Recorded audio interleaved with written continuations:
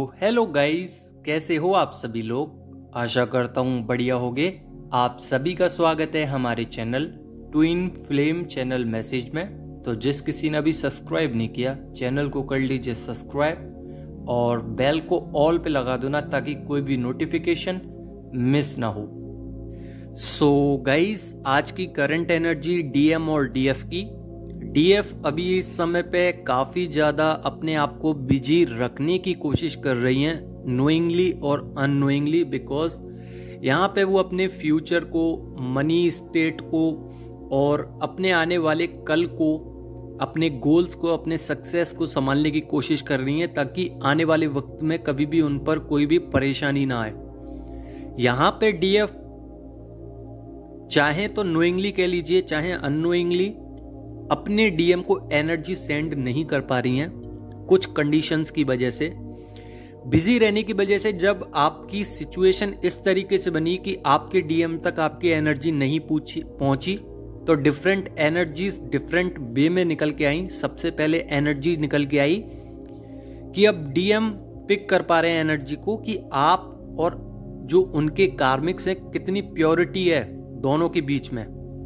यानी कि वो समझ पा रहे हैं कि आपके अंदर प्योरिटी कितनी है और जो कार्मिक्स हैं उनके अंदर कितनी नेगेटिविटी है, वो अच्छे से डिसाइड कर पा रहे हैं। तो 3D और 5D पर्सन को वो समझ पा रहे हैं। यहाँ पे जितने भी डीएम के हिडन इश्यूज थे, जितनी भी चीजें थी जो आप जब तक एनर्जी दे रहे थे तब तक वो चीजें निकल के नहीं आ रही थी सामने। जब आपने एनर्जी देना छोड़ा तो यहाँ पे डीएम को पता चलने लगा कि कितनी सारी दिक्कतें उनको फेस करनी पड़ रही हैं। जब ऐसी सिचुएशन क्रिएट हुई तो डीएम ऑटोमेटिकली एग्रेशन मोड पे आ गए, जिसमें उनको एक्शन ओरिएंट बनना पड़ा।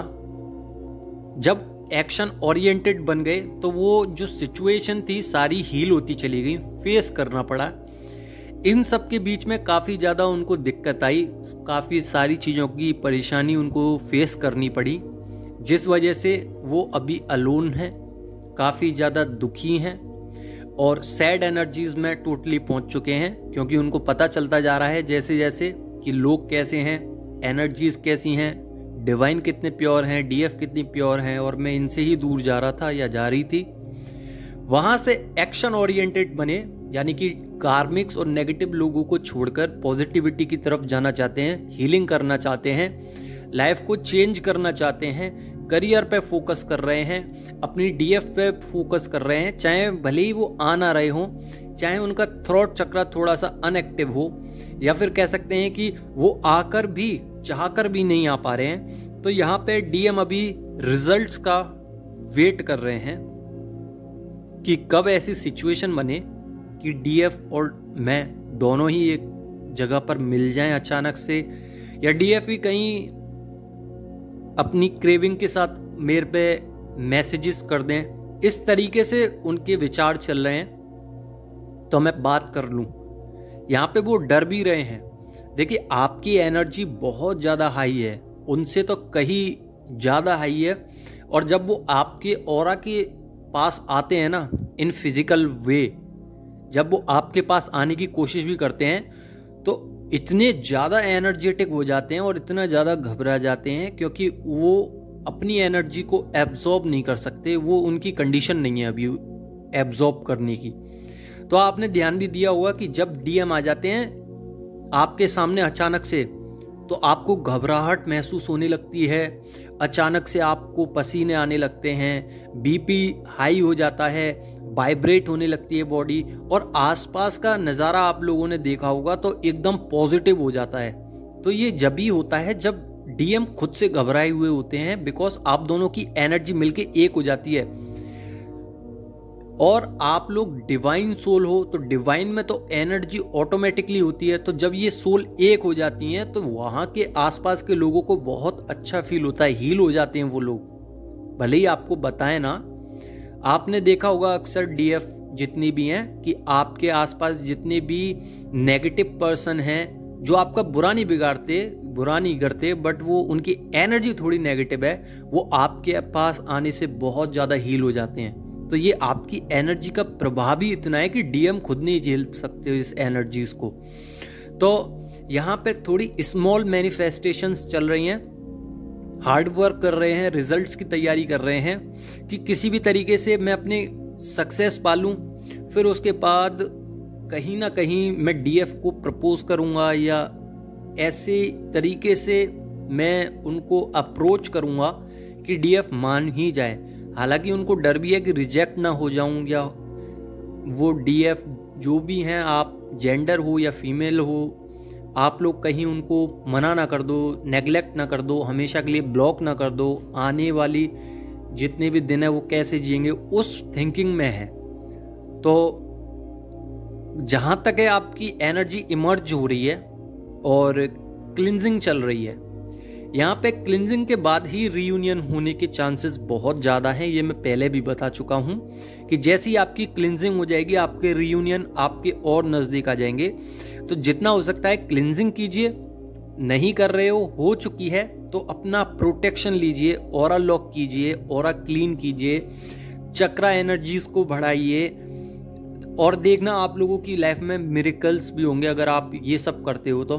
क्योंकि ऑरा क्लीन हर कोई नहीं करता है, और जो करता है उसका ऑरा आप जानते हो कि कितना ज़्यादा पॉजिटिव होता है, उसके आसपास के लोगों को वो बहुत ज़्यादा अट्रैक्टिव लगता है और उसके फेस पे भी चमक होती है, ग्लो जिसे कहते हैं, उसकी आईज में भी ग्लो होता है, चमक होती है, और उसके एक्सप्रेशंस, उसकी बातें लोगों को बहुत ज़्यादा हील करती हैं। तो आप समझ जाइए कि आपके लिए ऑरा कितना मायने रखता है। और जब आप ऑरा को साफ करते हो, अपने चक्रास की क्लिनजिंग करते हो, चक्रा को बैलेंस करने लग जाते हो, तो आपकी धीरे धीरे करके हायर एनर्जीज पे सोल जाती है। जब भी रीयूनियन भी होते हैं तो ऐसे काफी सारे फैक्टर्स हैं जिनकी वजह से आपका रीयूनियन होता है।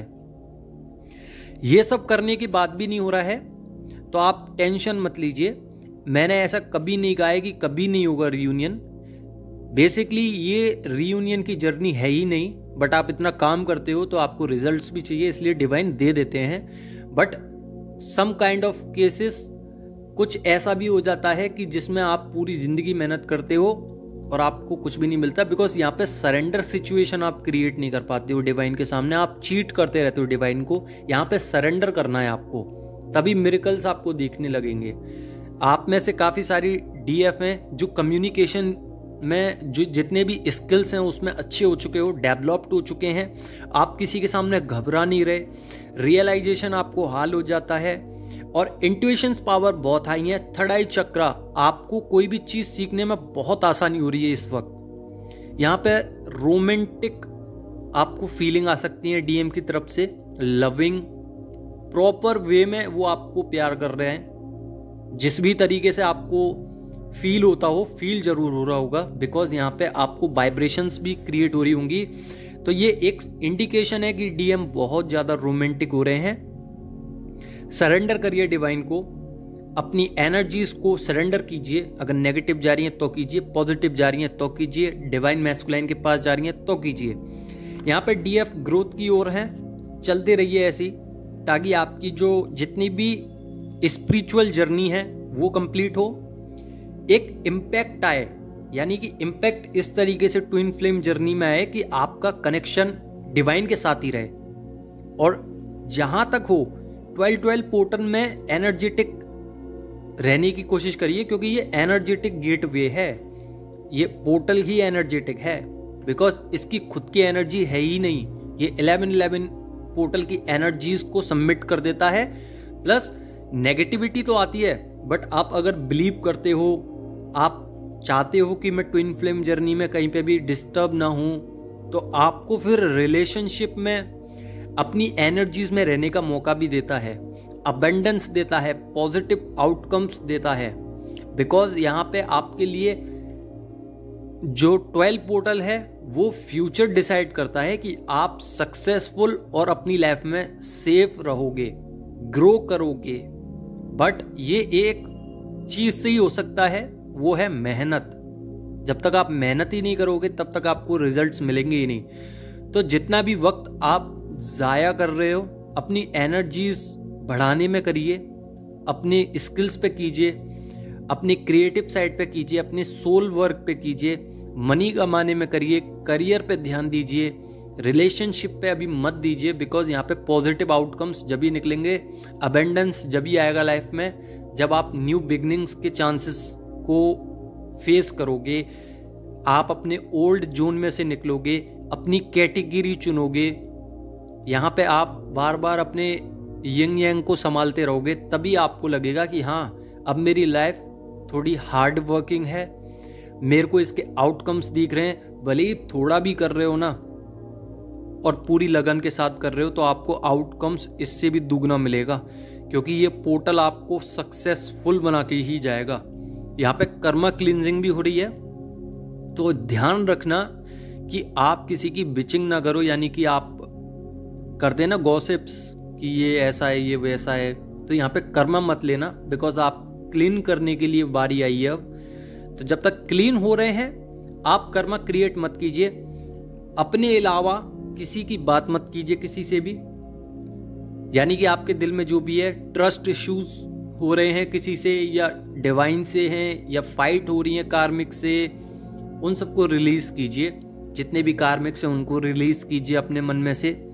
अपनी सिचुएशंस को एंगर मत होने दीजिए, यानी कि आप एंगर हो जाते हो आली, या सफोकेशन हो जाती है, या कभी कभी एग्जॉस्टेड फील होता है आपको किसी पर्सन से, या आपको लगता है कि ये पर्सन बहुत ज़्यादा टॉक्सिक है, तो उससे दूर हट जाइए और उसको साफ समझा दीजिए, उसके साथ मत रहिए। तो यहाँ पे आपको बॉडी सिम्टम्स में नेक में, लोअर बैक में, शोल्डर्स में हेडक मतलब दर्द हो सकता है, प्लस हेडक हो सकता है, नींद कम आ सकती है या ज़्यादा ही आ सकती है, तो दोनों तरफ से देख लीजिएगा। वाटर इनटेक करते रहिए।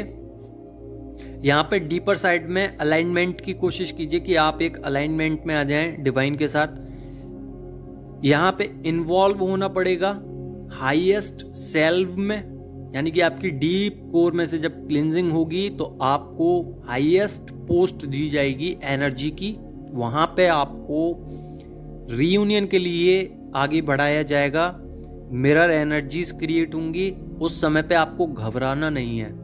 यहाँ पे डेप्थ में आपकी क्लींजिंग होगी, बैलेंस किया जाएगा, और मेंटली इतना बैलेंस कर दिया जाएगा, इतनी हार्मनी आ जाएगी कि आप लोगों को लगेगा कि हाँ मेरी सारी मैनिफेस्टेशन कंप्लीट हो रही हैं। अगर डीएम आ भी नहीं रहे हैं तो अब भी आप कंप्लीट हो, आप अपना काम अच्छे से कर रहे हो, प्रोटेक्टेड फील कर रहे हो, आपका पाथ क्लीन है, यानी कि कोई भी उसमें समस्या नहीं आ रही है, सबके साथ ट्रस्ट इश्यूज नहीं है, मेरा क्लींजिंग हो रही है, प्लस इस जर्नी में कोई भी फियर नहीं है, एग्रेशन नहीं है, एंगर इश्यूज नहीं है, लाइफ में कोई भी चीज, कोई भी मोमेंट मिसिंग नहीं है, आप ओल्ड मेमोरीज में नहीं जा रहे, सारे इश्यूज हील हो चुके हैं, क्राइंग एनर्जी नहीं है, डीप हार्ट पेन भी नहीं हो रहा, पर्जिंग भी नहीं हो रही है, ब्लैक मैजिक भी नहीं है, इंट्यूशंस कंप्लीट हो चुकी हैं, एनर्जी ड्रेन भी नहीं हो रही है, सब कुछ ठीक चलेगा जब आप ट्रस्ट करोगे और जब आप हायर एनर्जीज पे जाओगे।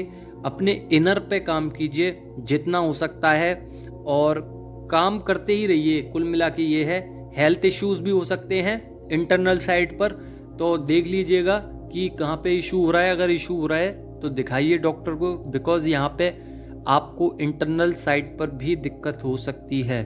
तो अपना ख्याल रखिए। आई होप आप समझ गए होगी कि मैं क्या समझाना चाह रहा हूँ आपको, क्या एनर्जीज हैं डीएम और डीएफ की।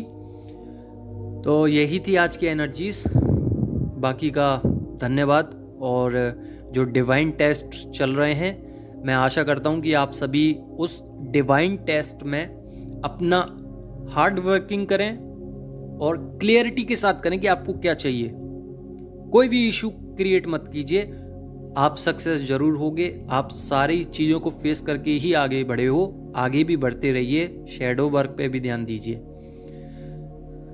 और यहाँ पे एक और चीज़ है कि आप लोगों को जहां तक है एंजल्स नंबर दिखाई दे रहे होंगे, फेदर्स दिखाई दे रहे होंगे, तो मैं बताना चाहूँगा कि इतना ज़्यादा मत पड़िए एंजल्स नंबर में और फेदर्स में। जो भी कुछ दिख रहा है आपको दिखने दीजिए।